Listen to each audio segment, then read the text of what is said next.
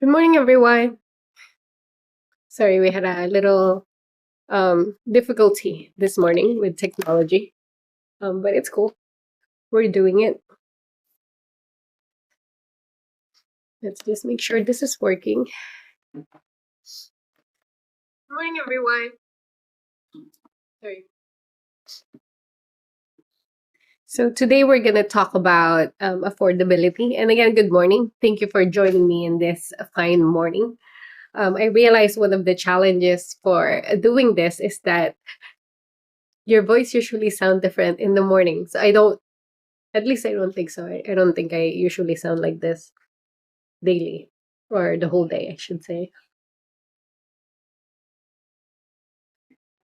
So one of the, people ask me what made me decide to run, and there's really multiple components to that. There's multiple reasons, I guess, overall.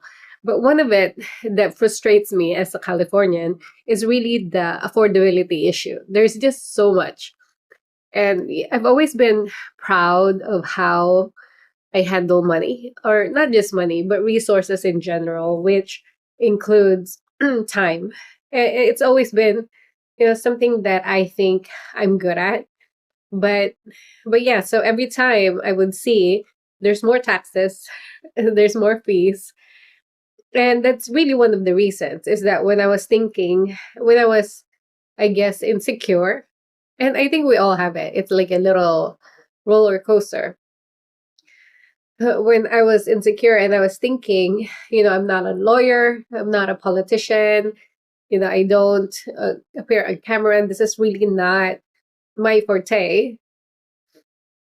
The issue with affordability is, I guess, something that actually pushed me to do this, to run for governor, and I think one of the reasons is that I feel I feel statement because I don't have access to the data, like the actual um, uh, discussions and data from behind the scenes. I feel that the people that are making decisions when it comes to money, everything, pretty much everything that has to do with money, I feel like um, they are not very really aware. They don't really know how things actually cost from us, from our perspective, from our view. And this seems to be really the case because I remember watching, I mean, you guys can watch it. I don't really want to call people out by name, but there's some politicians currently running that their major flex really is they know the cost of groceries. That's the major flex, which is interesting because that's our everyday, that's our everyday life. And I guess when we talk about, hey, what do you know about running the state? Because, again, you don't know how to create laws or talk to politicians or deliver this huge speech.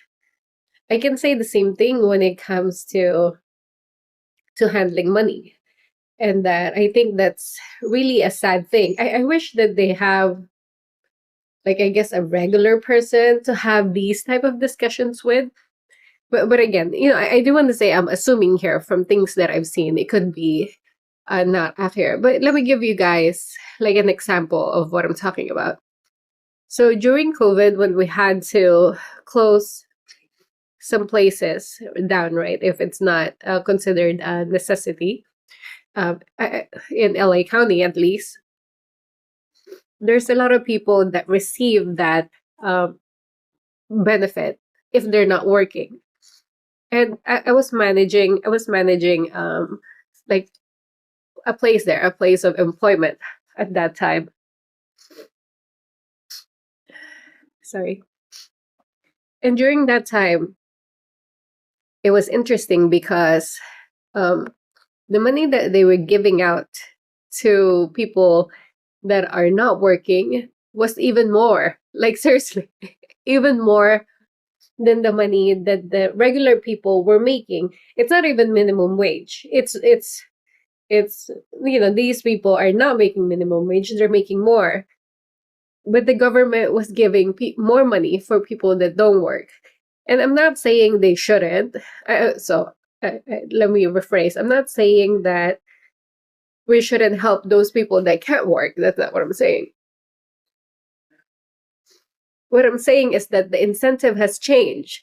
So what I noticed as someone who was managing operations at that time is that people refuse to work. And I understand where they're coming from. If you have to work and potentially put your life in danger, while other people can stay home and make more than you, like why would anyone, right, go to work? And of course, we can't have that because some parts of the community still need to exist, like groceries and food and all that. But that's like so mismanaged. It's like how did that happen? Did they not do the calculation to begin with?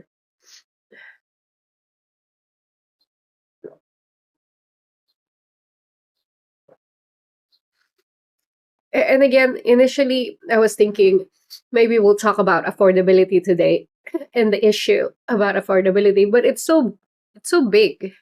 Like the issue is so big that I think it's not gonna fit. Definitely not gonna fit in like a 30-minute conversation. But I guess what I'm trying to say is that overall, the way that we manage, the way that we're managing our budget is not really,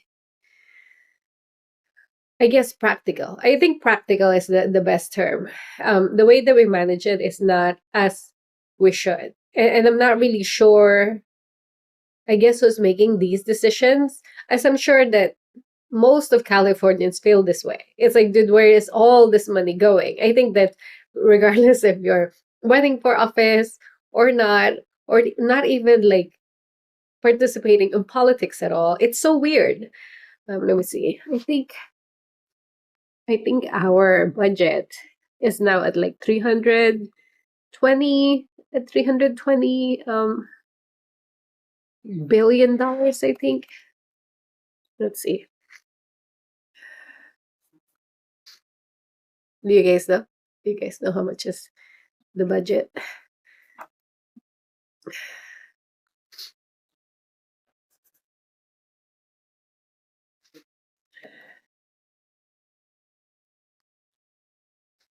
Yeah, I feel like it's 350 billion.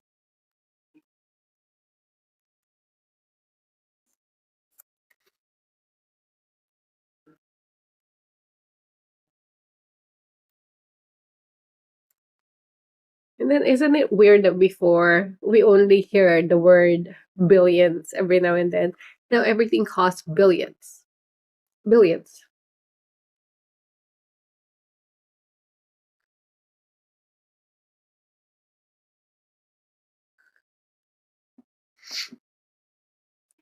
Ooh, it's even higher from when I saw it last.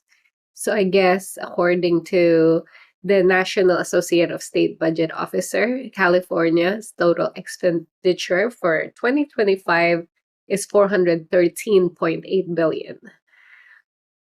I mean, money is interesting because it's something that if you don't really pay attention, it's so easy to just kind of disappear. And I think for the most part, people are trying to, oh, thank you, Deep. They actually increase it according to this. But and that's another thing is that data. I don't know if I told you guys last time about that, but it's when it comes to data, people manipulate it, and it's so sad. It's like dancing around the truth, not really straight out lying. I think people know better than that, but they would manipulate it just to make it look like a certain way, but it's not really accurate.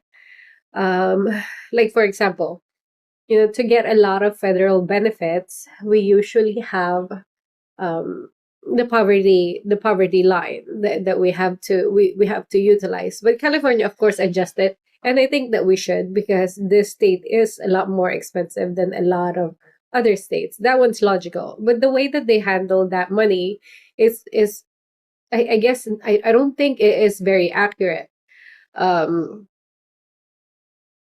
I don't know if I have mentioned it yesterday, but one of the things that I learned during my research, which is pretty recent, right? I've never been like fully involved in politics. I've been busy just kind of working, and handling things from my level. But I don't know if you guys know, but for medical, because I was researching it, and it says that 40% of people in California is receiving medical. And I was like, that's pretty high. That's a pretty high number for a state that has median income of 80K. Why is it 40K? You know what I mean? I don't know if you guys are kind of um, thinking about the math the same way that I do. But one of the interesting part I find that I realize is that do you guys know how much you can have as cash to qualify for medical, which is supposed to be, for people that needs help affording it? Do you guys know? It's 130,000 cash. So to clarify, you can have 130,000 cash in your bank to qualify for medical, and it's just it's where did they get that number? Because I mean, I really don't know a lot of people unless they're working. I realize that people that signs contract that mainly work by contract, like year at a time, they might have that type of money. But for the most part, regular people can't afford something like that. And then another thing with money, which I see it happen all the time, I guess it's kind of directed to money, is that in the matter of easy to spend, it's like a direct way to make people like you. I guess. I don't know if I should be saying it like that. But I think when the politicians promise all this stuff and they're kind of dipping into the state funds, it's their way to, which is not always necessarily bad. It's their way to show support to a particular group and make them like them, I guess, for in layman's term. But even that needs to be handled well, because the money moves from one side to another. And the interesting part is that I'm still getting them. It takes actually a lot of time. I get a lot of emails and questionnaires of my take in different policies and promises that I will make if I do win, um, and funds that I am willing to give them. But it's like they're already asking that. Like, people don't even know I'm running yet, and yet, people are already curious how much money I can give them. And again, I'm not saying it like it's a bad thing per se. I want to clarify, because they have their goals and they need resources to accomplish those goals. I completely understand that from a practical sense. But I guess my point is that when you have access to that type of resources, you have to be super, super deliberate. And I think one of the problem is that when you think you have access to that large amount of money, you spend it as if it's a large amount of money, because it is. And then you just kind of forgot.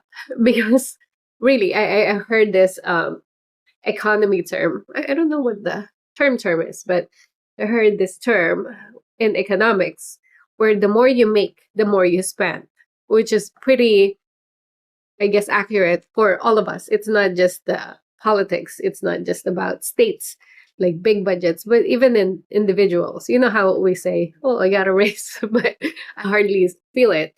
I mean, if you're in California, it's probably taxes.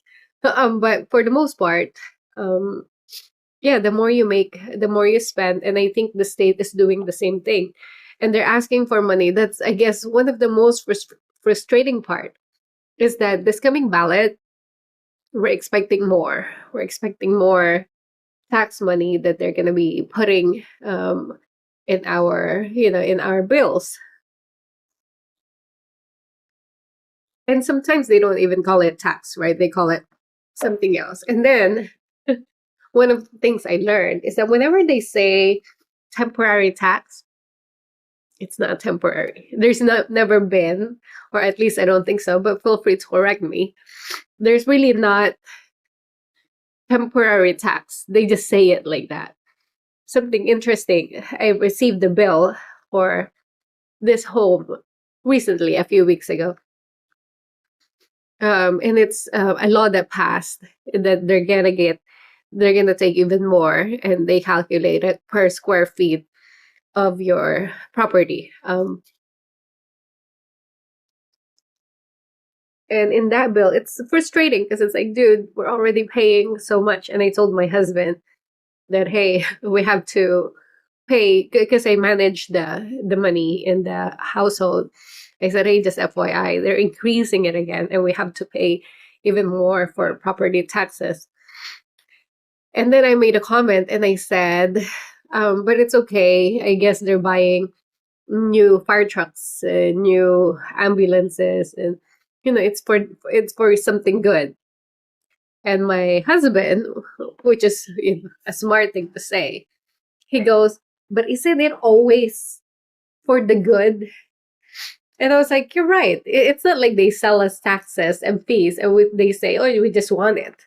It's always put in a way where where they're saying it's for this, it's for the children, um, it's for the homeless, it's for the nurses, it's for the, which is not untrue, but that's why I'm saying with when it comes to framing and narratives, it is for those. I mean, at least a fraction of them, but it's not really the full picture or the big picture.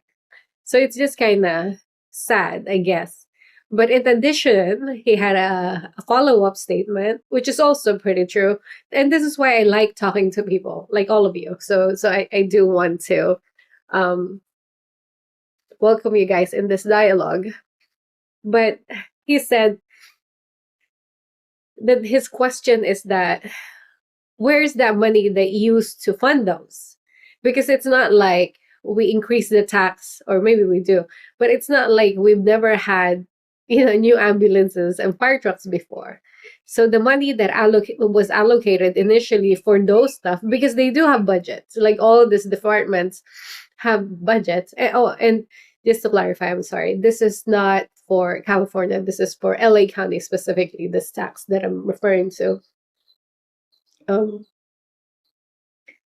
for that one, where where did that money go? Because I thought we already accounted for that. It's like me saying that we need to make more money to pay for electricity. It's like, but you've been paying electricity. Like, I thought that you'd have that as part of your budget to begin with, which is actually a pretty accurate statement.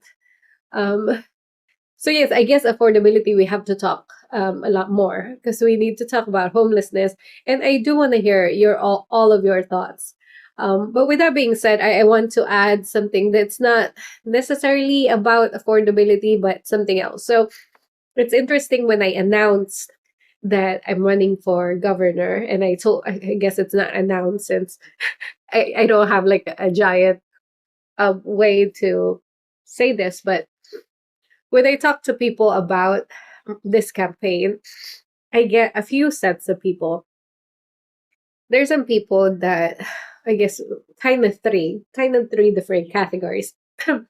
So one group, they're just very supportive and kind, regardless of what it is. They're so cute. They just like support regardless of not knowing what I stand for or my policies and things like that. So there's that one group. And I love them dearly. I think these are, you need people in your life that would always be there and supportive of you. And I'm grateful for all of them. So that's one group. And then there's the second group that they just don't want to participate at all. Like, politics is not something that they think about, or that they don't have really time or energy to um, devote to, and that's fine also. But the third group, I guess, is the third group that I want to talk to. Hopefully, they see my video. At least, where are we on the 6:58, 6:58 mark. Oh, I don't think it counts that way. Oh, 23 a minute mark is that they're waiting for my policies and they're waiting to hear what I have to say, which is cool. But in addition to that, I think because I had conversations where people tell me that they're